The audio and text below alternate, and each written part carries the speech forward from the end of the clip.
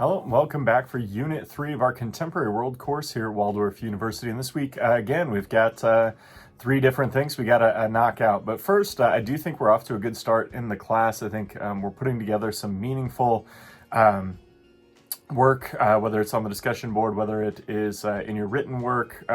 We can see a little bit, maybe expansion. The thing standing out to me the most is we got to be moving from summary towards analysis. What I mean by that is a lot of us get really good, I think, in our education at paraphrasing. And I always had a teacher in high school who talked about putting things into your own words. And I don't want you to just be taking what you're seeing in whatever sources you're using, whether it's the textbook, whether it's other research you're doing into whatever topics we're looking at, and then just trying to be creative in how you're restructuring sentences. That's one of the things that'll lead to higher plagiarism matches. It also isn't really, I think, worth anybody's time. So one of the things I'd like you to see is taking the prompts, taking whatever research you're doing, and then applying your own perspective that's being created, both through your own experiences and then also through your kind of relation to the course content, and then bringing together your own unique analysis. And I think those are ways to do that. So we got three opportunities this week for you to do this. First, over on the discussion board, as we take a look at World War II, in Chapter 7, you're going to have the opportunity to talk about historical agency. And so agency is how individuals and groups shape the outcomes of history. Agency, I think, is easy for us to understand because we all can probably think of a time in our life where we made a decision that we had to deal with positively or negatively. Oftentimes in my own life, I think the negative ones stand out to me where I go, oh, if I wouldn't have done this, life would be a little bit different. So with historical agency, we want to extend that kind of concept to historical leaders. So you can look at Franklin Delano Roosevelt, you can look at Joseph Stalin, you can look at Winston Churchill, your pick. I want you to talk about who kind of had the greatest historical agency for the Allied powers in World War II. So again, be thinking about how you can bring in research, how you compare your own perspective, and then how you can develop some unique analysis to make this kind of value judgment. All right, second up, we got an assessment. Mixed results maybe on our assessments last week. Again, some of you are getting really caught into the word counts and going, I just got to get to 75 words or 100 words or whatever. But you're not thinking about how you're actually answering the question, structuring some kind of meaningful response to the question. And if all you're looking at is the word count, you're probably going to struggle. Where both the questions this week on the assessment are supposed to be at least 75 words. But again, if you're going to do this in a meaningful way, it might take you a little bit more than that. So your first question is going to look at European nations not reacting strongly to Germany's aggressive actions during the mid-1930s. There's a few different strategies European nations take when Hitler's on the rise to power and expanding the Third Reich. A lot of it is appeasement. Neville Chamberlain, who's going to be Prime Minister of Great Britain, is famously going to make an agreement with Hitler. And then, famous last words, he's going to say, now we'll have peace in our time.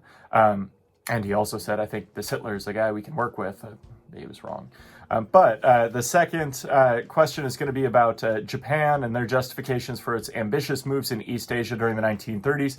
These are going to tie into political, economic, social, and cultural factors, whether it's expansive prestige, whether it's Asia ruled by Asian people, whether it's other economic factors.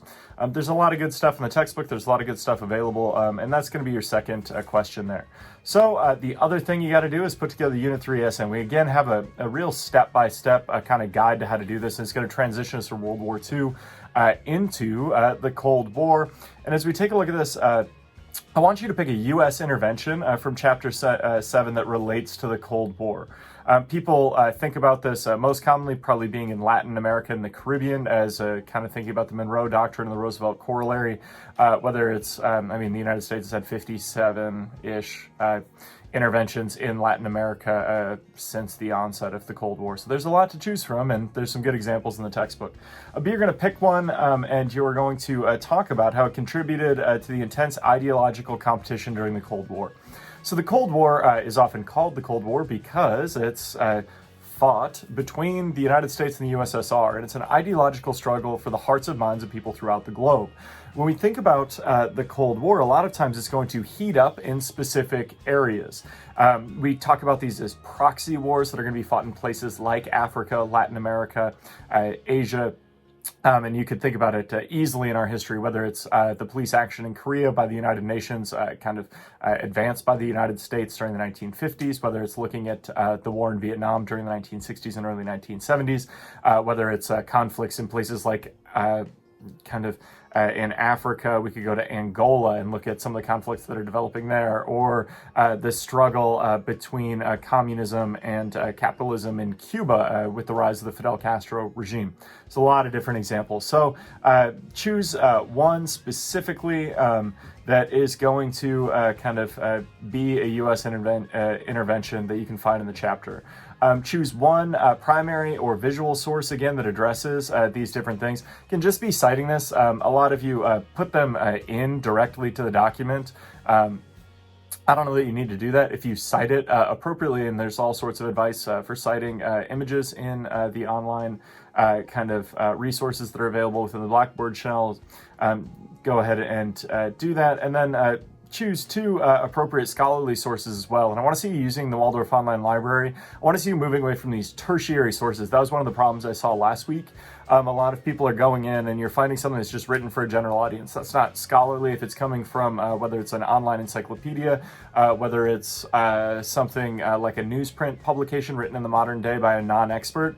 I always think about with sources, the best way to think about it is who wrote it and why you should be listening to them. What is their expertise? What are their credentials? And how can their expertise build your own credibility in what you're writing? So the easiest way to do this is to go to the Waldorf Online Library and find a source there. And you need to find two of those that relate to it. So then draw some conclusions once you've got through your research and put it together. And talk about this in relation to a thesis statement. You should be making some kind of meaningful argument, and I think we did a pretty good job with that part last week. So again, those are the three things you got to do this week. If you do have different questions, make sure you're reaching out. I am here to help put you in a position to be successful however I can. I do think we're off to a very good start in the course. I appreciate the hard work you put in so far, and I look forward to the great things you're going to do this week. Good luck.